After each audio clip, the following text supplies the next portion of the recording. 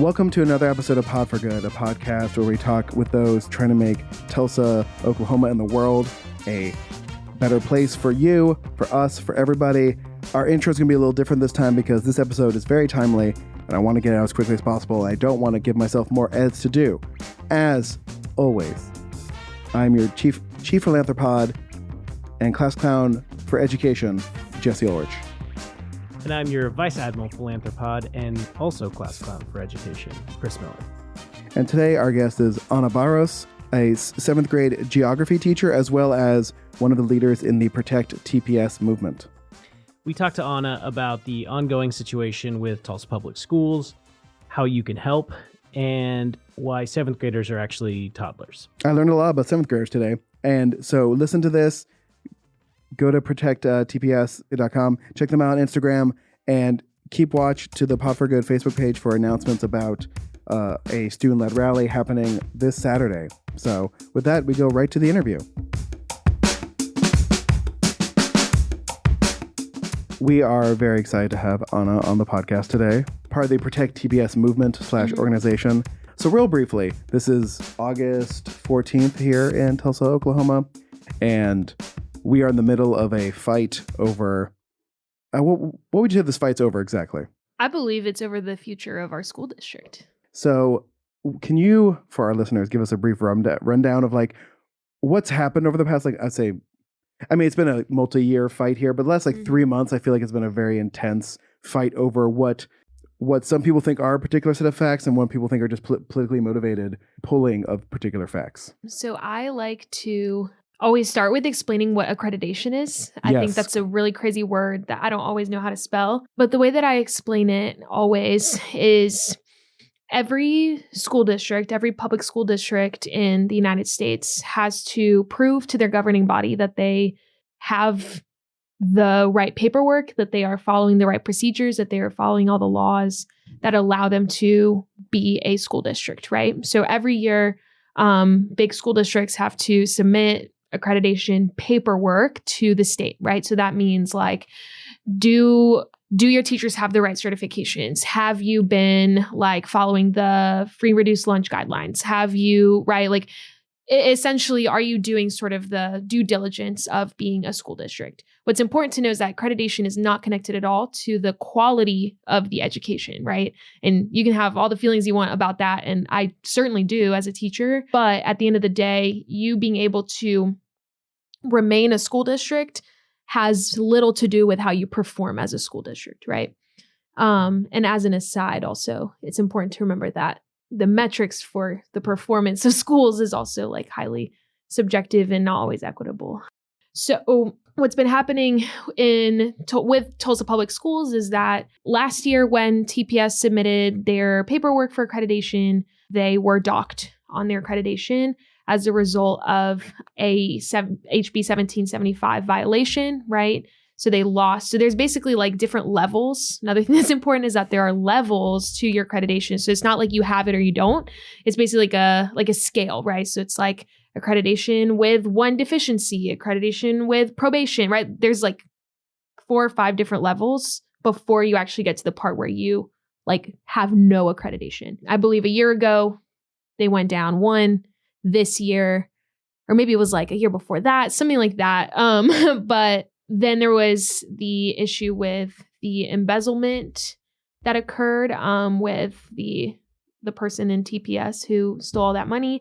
They reported it to the FBI. They're doing an internal investigation. Either way, that like led to, right, like a lowering of the accreditation, as well as 2 other things. So this summer, this kind of go of it, TPS lost points on like 3 different things. It was the embezzlement. It was the there was one school where a few of the teachers didn't have the right certification for what they were teaching.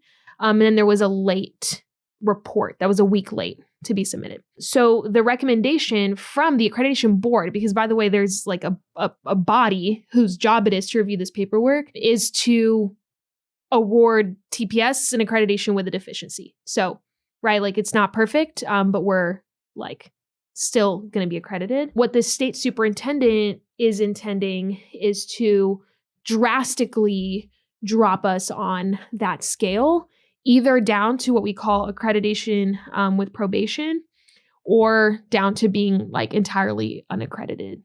So those are sort of the two main options that are on the table that are scaring a lot of people. To explain what accreditation with probation means, it means that, so if that's like where we fall, it means that the state Department of Education has the power to then remove the superintendent and initiate a state takeover. So what that means is that our state superintendent could like take away our current superintendent's license. So that would be Dr. Gist, and install a new superintendent. And that person would be handpicked and would not truly be controlled by the school board. So people may not know this, but superintendents are hired by our elected school board, right? So they're not voted into being the position of a superintendent, but they are chosen by people we vote in. So if we are at a probation level, then that means that that would be an option on the table, is for her to be removed. The other option on the table is to completely lose accreditation, which would mean that the state Department of Education has the power to fully dissolve the district, which means that TPS students would have to be bused to surrounding districts. Charters would be on the chopping block, all sorts of things. And then there's also not a lot of clarity over whether even those things are true, because there's kind of competing information. But if you are someone who's been keeping up with the news of what's happening in Houston, just to kind of provide context, what happened in Houston was the first option, was the probation. They removed the superintendent, and that was after a legal battle. Chris and I try very hard to try to view the situations we talk about with a view that, like, both sides, there are people on both sides of most issues who do actually care about the things they are saying and doing, and not doing it just for, whatever, the lulz, as the kids say. Is there truly any argument that TPS is failing so badly it needs to be taken over by the state? It is funny to me that I'm sitting here in this room. I've had to definitely reflect on this. Am I really finding myself protecting TPS after spending so many years, right? Having very, very, very serious issues with a lot of the decisions that have been made, especially for communities that look like me, for Black and brown children, historically and currently. I think there is 100%, I 100% empathize with anybody who is like, man, something drastic needs to happen, because I absolutely agree. Two things that come to mind when I think about that in regards to what's happening right now.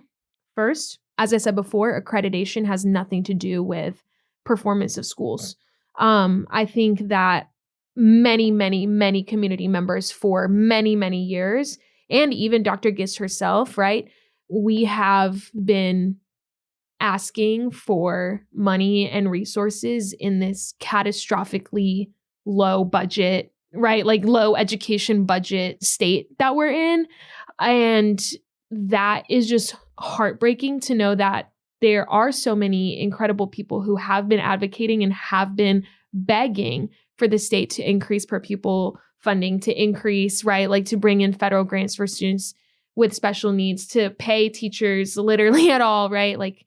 And then somebody comes in without a plan and says, we need to take over and shake things up, but we're not going to involve anybody who actually lives there, right? A lot of the voices right now that I'm hearing when I go to Oklahoma City and go to the State Board of Education are people who have never stepped foot in a TPS classroom and are saying, we need to shake things up because Tulsa Public Schools needs help. Yes, yes, yes. But do you have a plan? Do you know what our students need? Have you asked a single kid?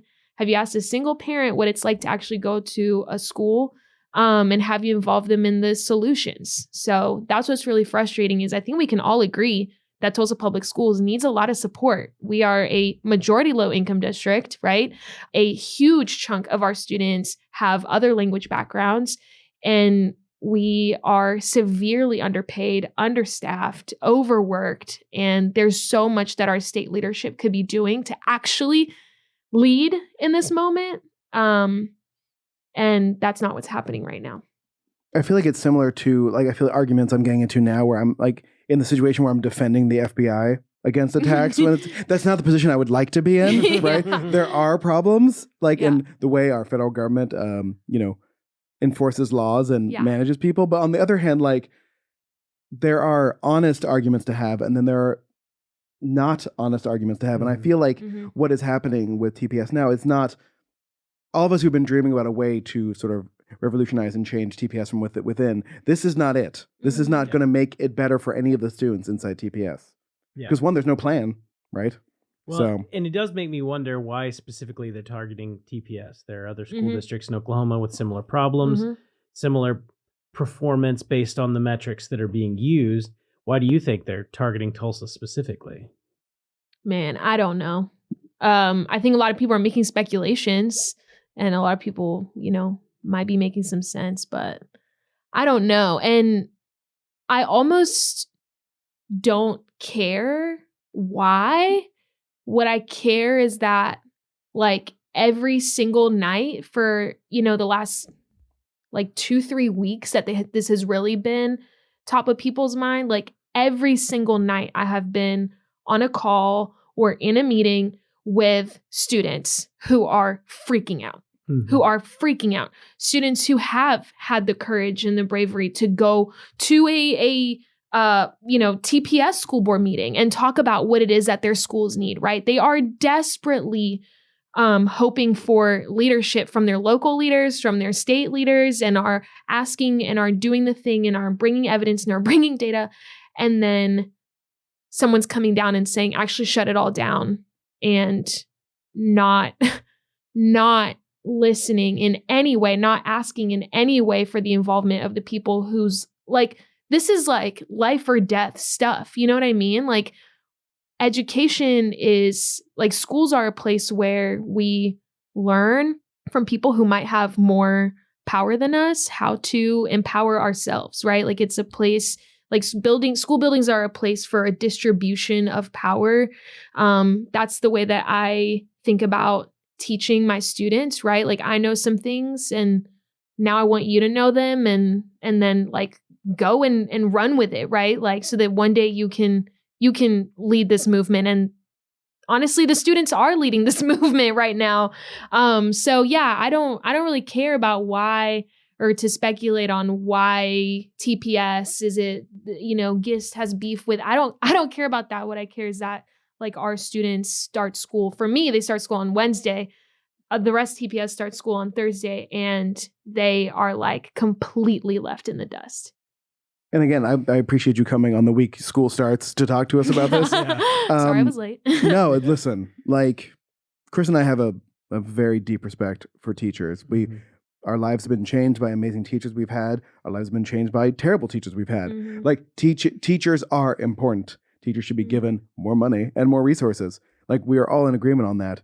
What drives me nuts about this is there is no way to have a conversation about this in Oklahoma without, one, bringing up politics, two, bringing up elections, and three, bringing up the fact that the majority of students who are not Black or brown or poor who live in Tulsa do not go to TPS, right? We're in a situation where the people who actually could sway our leaders here don't send their kids to the schools where this is happening, where this problem is happening. They send their kids to Holland Hall and Bishop Kelly and Vermont Casino. Part of Tulsa that's in Union.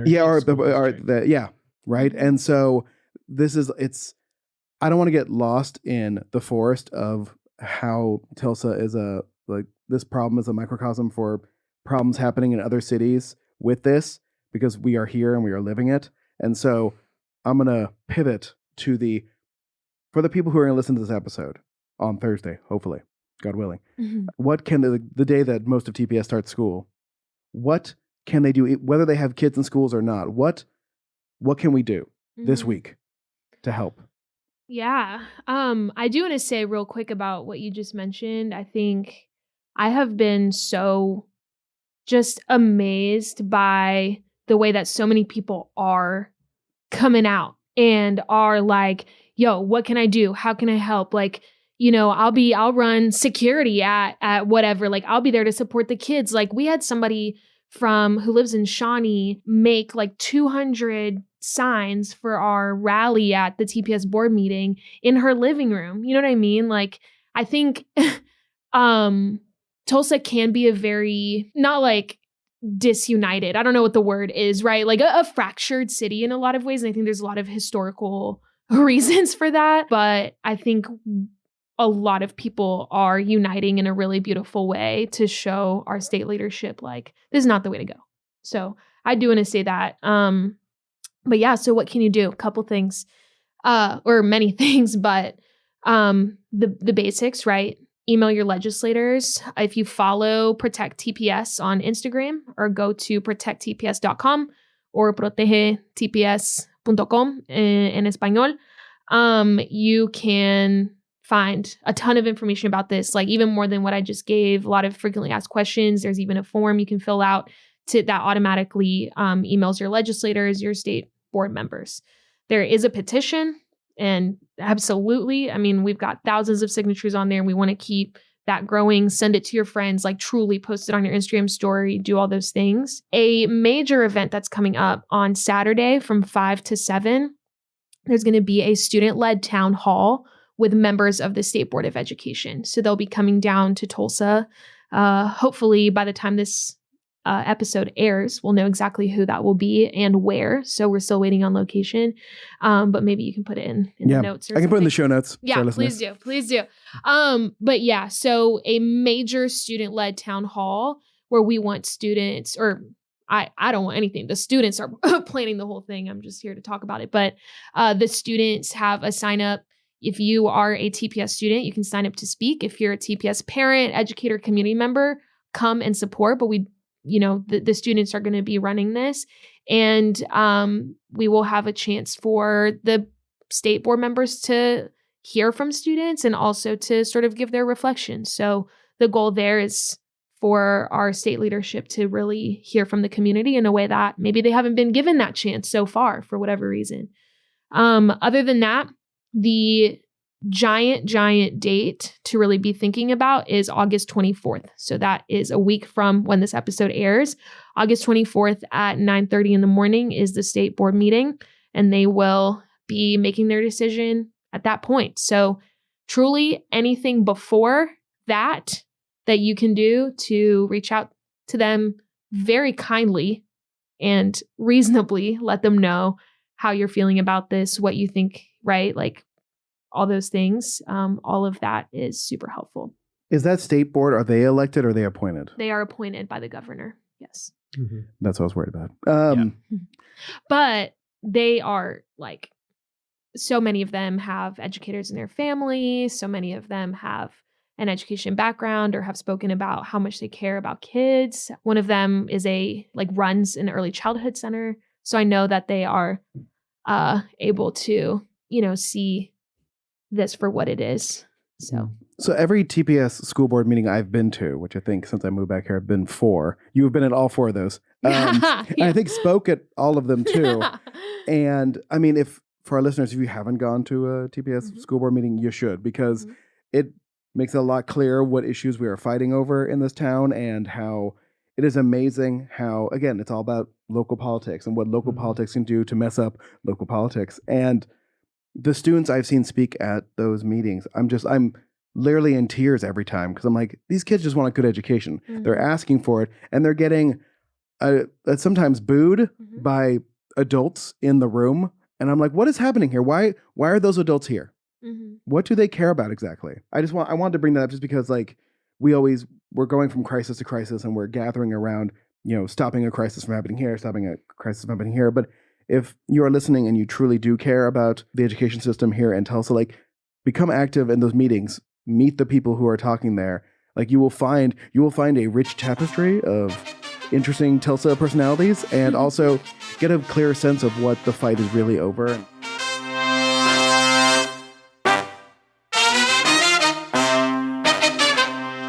If you're like me, you might hear estate planning and go, "Ugh, gross." You might think to yourself, "I'm not sure why I'd bother with that. Estate planning is only for the uber rich." Tallgrass begs to differ. Tallgrass founding attorneys Laurel and Riley think everyone should have an estate plan. They know estate planning seems untouchable to a lot of folks. Like something you have to do inside a stuffy law firm of Stuffy McLawyer Pants Esquire. But I promise you, Tallgrass is nothing like that. For one, they work out of their home so their clients can feel at home.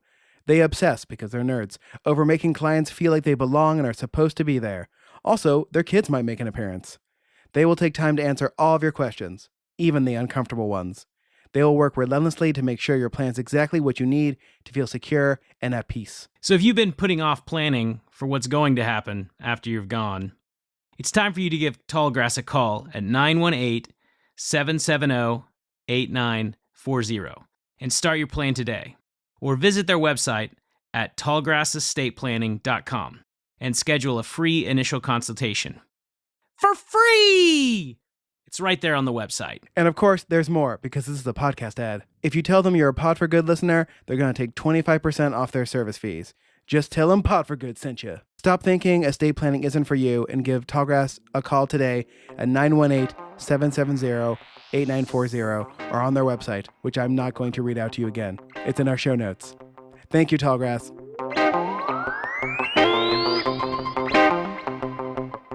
I've been in a room I've been in this room actually, with Dr. Guest being interviewed for a Focus Black Oklahoma thing. And just from my brief quasi one-on-one time with her, I like whatever complaints we have about TPS, the person at the head seems to actually care about the education of children, right? And we can disagree with her on what the best ways to do that and whatnot, but she seems to deeply care about educating children, which is what the point of a school district is.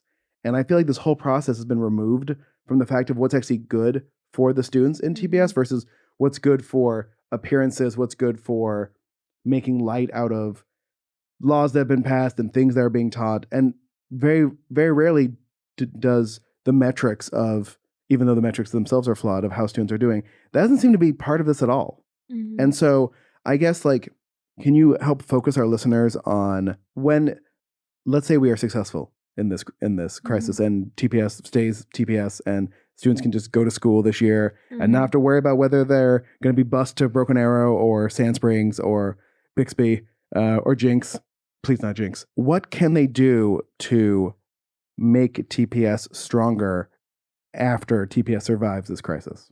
Man, I think it's what I was saying, right? I'm seeing students rise up, and that is the most beautiful part of all of this. Like, students who may not have otherwise met, they go to different schools, maybe they had different backgrounds, whatever, like truly coming together at a phone bank to plan this town hall, right? To email a board member in the middle of their orientation, right? Like there's a kid today was at Booker T for her orientation on the side, emailing board members, right? I think that the future and the present is in the hands of kids. That's what I always tell my students. You're not the future, you're the present. And my hope is that once we weather this storm, that enough students will have been a part of this, that they will be the ones showing up to those board meetings, right? I am happy to be there, and I have a lot to fight for in my job too. But it is the best to see our students show people what they are capable of, and the stuff that I see in the classroom, the stuff that I see even outside of the classroom. So I think that's the future. I do hope that anybody who is in our TPS leadership is watching very closely how hard these students and these community members are working to ensure that our district is safe from this takeover, and that at the end of this, we can find ways to be more included in how decisions are made. So that's my hope. I do think that we have a lot of work to do before we get to that point. If you are listening and you have a child in TPS, you have a neighbor in TPS, you yourself work in TPS, you think about TPS once, you are a part of this and need to be a part of this, hit us up on Instagram, go to a board meeting, do truly anything to make your voice heard in this, because we do have a long way to go. So obviously kids, parents, teachers are all critical voices in this, but you obviously need the support of local leaders, business leaders, elected officials. Have you been able to have interactions with any of those groups to try to get them involved in this fight? I will say my role has not been very close in that, but I have seen a lot of business leaders and some local legislators just call out the very obvious and well-documented fact that a state takeover of a school district is bad for business. So I'll kind of leave it at that, but it is like well documented in other places where that has happened. There's also, speaking of data, no evidence that any state takeover has ever actually turned a school around performance-wise either. So, yeah, absolutely. I mean, Oklahoma often gets dinged anyways when, from an economic development standpoint, trying to bring businesses in because of our underfunded schools. And I can't imagine a business would say want to relocate to Tulsa if there was no school district. Yeah. Seems like that seems bad for, worse. It seems that bad. Seems bad. Yeah. No, exactly. And maybe this is a conversation for another time, but it worries me that we're investing in so many remote workers and not successfully bringing in actual, businesses that can be local to this city. I think our students deserve to grow up in a city that is going to invest in them as laborers and as part of the workforce and as, invest in their brains and not try to outsource. So I think we have a lot to do as a city, and disempowering our public schools at this time in where we're at as a state is absolutely the wrong move. So I want to just transition a little bit to some not world-ending parts of this interview, just for fun, because you teach 7th grade geography. Yeah. And so I have some questions about that. Okay. Jesse hates 7th graders. He told me. I do. He told Here's the me thing. I think 7th graders hate themselves. No. Wow. I mean, I just feel like middle school in general is bad. I feel bad for the students in it. Yeah. And it's a tough time, like emotionally, hormonally. Does this come from when you were a 7th grader or when you were both? Both come my time as a 7th grader, my time as a substitute teacher for 7th graders, and my interaction with 7th graders now. But like geography, of all things, I think would be especially hard to teach ever, really. So I want to ask you some questions, and hopefully these answers are fun. So like when you say you teach 7th grade geography, what does that mean? Like, are you teaching geography of the entire world? Are you doing okay? So world geography. Yes. All right. What is the hardest thing for 7th graders to remember about geography? How to spell Antarctica. Antarctica's hard. Antarctica. And you were talking about 7th graders. Did you know that preteens, like, early middle school, are considered to be going through the same level and magnitude of developmental transition as toddlers? Wow. That explains a lot. Yeah. They are the closest, like, in That's that why they're sense. so fussy. Yeah. And hungry all No, the seriously. time. Yeah. I'm like, man, I don't even feel bad when I say y'all are acting like kindergartners. Yeah. Yeah. I mean, that's, what's weird is at least the prime spots I found for being a substitute teacher was like 4th grade and then high school. And I think it's because like it's developmentally, those are two slower times. Yeah. And no, I'm here for the chaos. Oh God. Yeah, no. I'm here for it. It's just as someone who needed a lot of patience as a 7th grader, I don't have any patience for them now.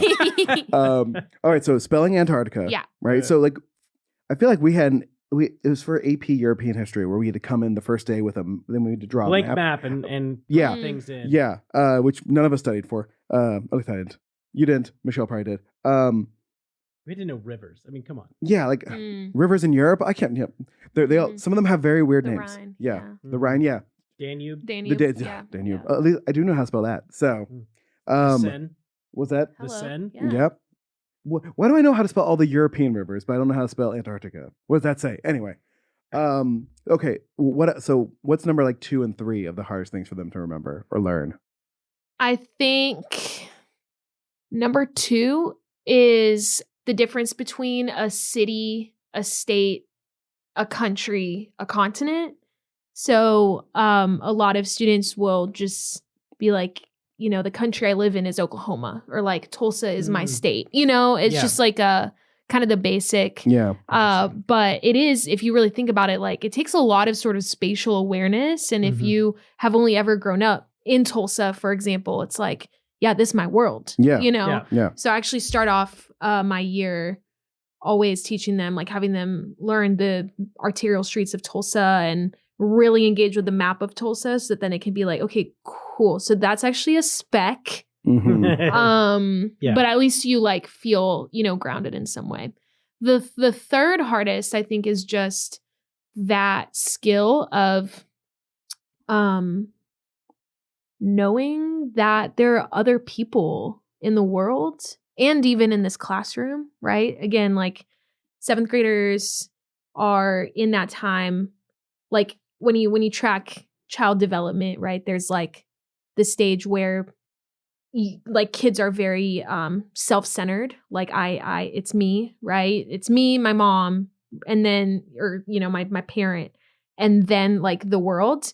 And they sort of go through that, and then they come back into themselves in middle school. So I literally like have days where I'm training them how to talk to another human being, like turn 90 degrees, look at your partner in their eyes. They are going to speak. Now you have 10 seconds to say like whatever, and then like now repeat it back to them. What did they say? Oh, you didn't hear it? Okay, we're going to do that again, So it's like, it's not even like, oh my God, like we're engaging in different cultures and like that's hard. That's not like that hard, right? Like they're engaging in different cultures all the time. Like they really are amazing at feeling a lot of empathy and, curiosity about people who are different from them. But it's the like awareness that there are other people, period, outside of like literally them is just really funny. Because they can be very empathetic to people who are very far away. And then like the kid next to them, they're like, I can't stand them. Or like, I didn't even know you were there. I'm like all sprawled out. I'm like, bro, what are you doing? Yeah. There's a weird triangulation that happens with the wideness of your empathy circle when you're that age, where like people you don't know and have no connection to, you can feel for, but like the person who annoys you with their pencil tapping, you hate with the passion of 1,000 suns. And you get that, and that makes sense at the time, but like the ability to understand why that is something that comes later. And that's very interesting to me. So how do they handle all the like weird situations? Do you get into them, like how Australia is a country and a continent, and Vatican City is somehow also a country? Do you get into any of those weird exceptions? So much. So we actually have a world famous geography bowl every year of 6th versus 7th grade. So far 7th grade has won every time. And it's because I'm their coach, you know, but no, we like, it's like crash course on, we kind of rotate every year. It's just like US geography one year and then world geography the next year. So, the 6th graders don't have a disadvantage, but it's like from day one, it's Oceania. It's not Australia. We're not doing this. Like we're going to call it what it is. Because otherwise we're going to all get really confused. And like city states, I think what's amazing is like, I don't find it to be a huge priority for students to know like every country, right? Like I'm not giving them a blank map. I'm giving them a blank map with like 10 that they need to know, but I'm not going to do the like, you need to know everything. Cause I think it's more important to kind of teach them the skill of how to find that information if you need it. But there are kids who will like by November, they're like, Ms. Barros, give me like a blank map, and they'll name every single country and they can do capitals by March, and they're just like outdo me. I'm like, isn't that a city state? Or I just found out that Liechtenstein is not a city state. I thought it was. It's not. It's just a really small country. I didn't know that. Small countries are confusing. Yeah. So anyway, yes, we get into it and they like out geography me very often. Yeah.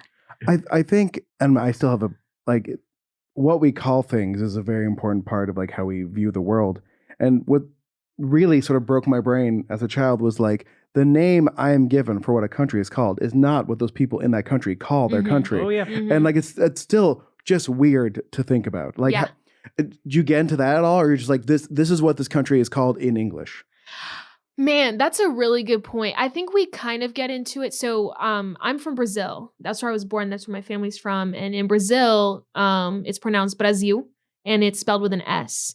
And so I will like kind of go back and forth on whether I write it with an S or a Z. And just from I just forget. And the kids are like, what is the real one? I'm like, man, I don't know. Mm-hmm. Because also the word Brazil came from the Portuguese and they, colonized us. So is that even a real, so we become kind of like, it's like, okay, what do words mean? Yeah. But yeah, you just gave me an idea. Maybe I could kind of embed some of that into what we do this year more intentionally. Cause they do have questions about that. Or like a lot of kids are like, yeah, Viva Mexico, and then we go to like write it and it's spelled the same, but pronounced differently. So yeah, I just mean like words and definitions are important, but then when you realize that those words and definitions only make sense in the language we are currently speaking and not in the language they speak in that country, you're like, it still is. It's a reminder that the world is a large place, and what we call something is not necessarily what it's actually called by those who live there. Yeah, and a lot of times the names of those countries will be like spelled in English phonetically for us, so it's not even like. It's like somebody was like, well, all these white people over here aren't going to know what that means. So let me just like spell it out real quick. Mm-hmm. And then we're like left with that. But there's like communities with histories and cultures that are doing a completely different thing. And who are we? Anyway? Yeah. And it's fascinating because even with countries that speak the same language but different dialects, they may have different names for each other's countries as well. So it is a fascinating subject. Well, I mean, I was just reading a New York Times article about like the political situation in Spain and how like the parties that are gonna have to combine to like it's a parliamentary system, so it's one of those weird combination ones, and like I forgot about the freedom movement that was happening and for part of Spain. And I'm like, they call themselves a completely different name. Yeah. And I'm just like, man, like it's crazy that we put labels on an entire country and then forget about the internal people who live in that country who have their own histories and cultures that sometimes even without white people interfering with it, like have conflict with each other. And so I don't know, like we grew up during elementary school, like the Cold War ended, right? And the Soviet Union dissolved. But our maps didn't change for a good 5 to 6 years. And so it was just the Soviet Union on maps. And we knew that there were like 12 countries there now, but like we didn't know where their lines were because we didn't get new maps, right? Yeah. And so like it was just like, okay, they don't call themselves that now. The people there probably never wanted to call themselves that in the first place. Right. But we don't know what the name is or how to spell it or where the lines are. Yeah. Yeah. My first unit with the kids in like overall, other than teaching them about Tulsa, is called Maps as Storytellers, and like how do maps tell stories about a place and how are those stories inevitably incomplete, right? So we get into map projections. Y'all know about map projections? Oh yeah. Yeah. It's one of my favorite episodes. The West Wing. Oh, the West Wing. Yeah. Man, love it. Once I found out I was teaching geography, the amount of people texting me that, like, I'm like, first of all, I've seen the West Wing like 10 times. Yeah. But yeah, so we get into that. I don't think we'll have time this year, which it's going to be my first year ever not teaching it. But the kids' minds are like blown. They're like, wait, it can be upside down or it can be like, some crazy shape. And I have them debate like which one should we have in our classroom. And for people who don't know, it is mathematically impossible for a sphere to be flattened into a rectangle without distorting it. So pretty much every map that we grew up with is called the Mercator projection, which makes the poles, the poles look a lot bigger. For example, Greenland looks about the same size as Africa in your regular classroom map, including Google Maps. Google Maps is a Mercator projection, when actually Greenland is 13 times smaller than Africa. So there's a whole lot of conversations there to be had. But then there's also like even a map, that's totally zoomed in, right? Like of Tulsa. You can pretty solidly say like, no matter what projection, if you get small enough, like it's going to be like relatively accurate.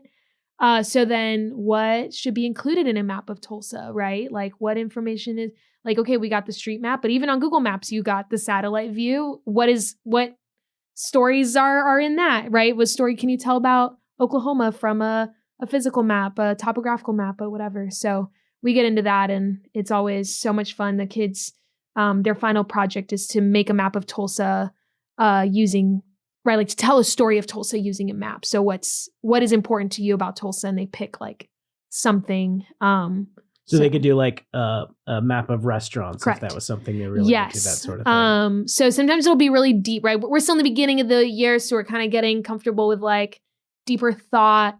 But like I had a couple students a few years ago who like live and were raised in North Tulsa, and so they did a map that showed like all the amazing like parts of North Tulsa, the zoo, the parks, like where they grew up, all that, like the stuff that's like super, super important to their understanding and like upbringing in North Tulsa, overlaid with like equality indicators, right? Like food deserts and poverty levels and things like that. And they wrote up like a 2-page essay, like 15 times longer than I asked them to, just kind of explaining that.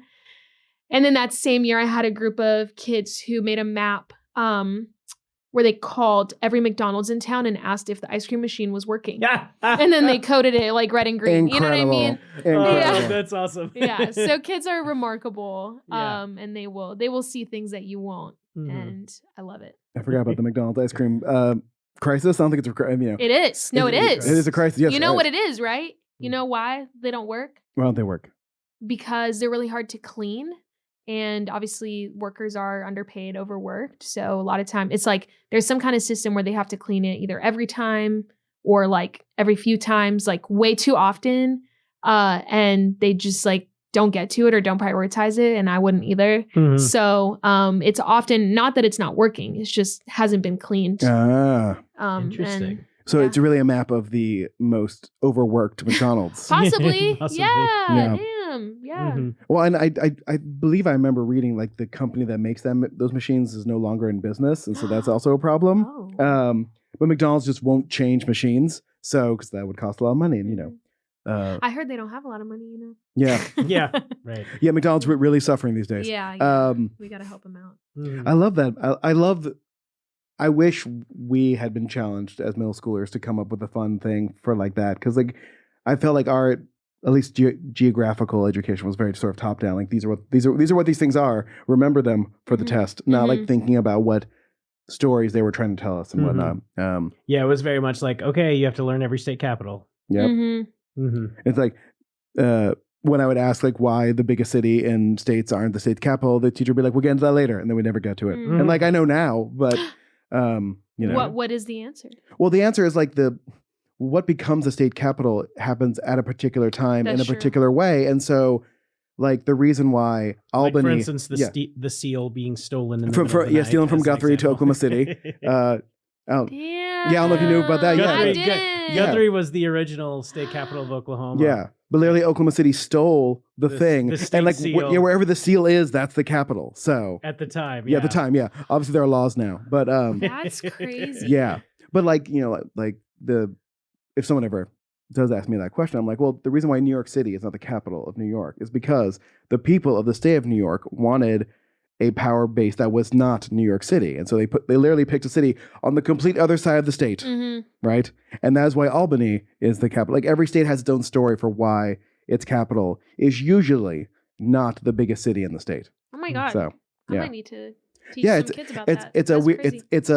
It sort of goes back to I would say one of the original fights of the United States is like cosmopolitan versus rural. Yeah. And that plays out in every state in a different way. So that's true. Anyway, fun little fact for you there. Yeah. And you got to learn something about state of Oklahoma. Thank so there you you. go. Oh yeah. Guthrie's still mad about it. So, all right. So you are a teacher and you start school in a couple of days, so we're going to let you go. But I just want to thank you for talking to us about this. And hopefully our listeners will, one, come to that thing on Saturday, and two, just try to be more aware about what's happening in our sort of local politics as well as sort of our local education system. So, because an educated populace is good for all of us. I don't know how many times I have to say that, but it's true. Yeah. So I think a certain state superintendent might disagree with you on that. No. He is welcome to come on here and challenge me on that. I don't think he will. I don't think he likes being challenged. No, he does not. So sorry. You know what bothers me the most? I'm just gonna say this and then we'll end it. The fact that he was a history teacher angers me the most as someone who is a trained historian. Like, I'm so angry at him for giving historians a bad name. History teachers especially a bad name. We had some great history teachers. And like they would mop the floor with him. So looking at you, Mr. Shaddix, wherever you are. But Anna, thank you so much for joining us, and like good luck both with this and with just teaching large babies. Thank you. Yes, large toddlers. Large toddlers. That really does explain my issue with 7th graders. I'm like, whoa, yikes, settle down. Oh, I love them. I love them so much. Well, I'm glad somebody does. Yeah, for sure. Pot for good, very anti 7th grade. No,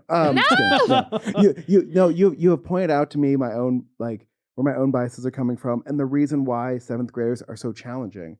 But there's a goodness in that challenge. Yeah, and they are developing very rapidly, and so I think it's just like, again, thinking about them at their worst is not the way you should think about them. So they're just in a period of transition, and they'll teach you more about yourself than anybody else. I still love John Mulaney's bit where he said 7th graders are mean, but in an accurate way. Yes. That's the difference. Wow. Yes. I'm glad they don't have the ability to make up lies about you and be mean about those, because that would be even worse. That's what high school's for. Yeah, that's what I was going to say. All right. Well, thank you so much. This was great. And I hope, one, we get through this. And 2, that you have a great year teaching them about how to spell Antarctica. Yeah. Thank you so much. And just showing that one clip from the West Wing episode where they flip the map over, which still blows my brain up all the time. I'm just great. Why there's no reason it can't be. Space is 3-dimensional. Yeah. So anyway, thank you again so much. Thank you. For sure. Thank you. Thank you all for listening to our episode with Anna. Please go to protecttps.com.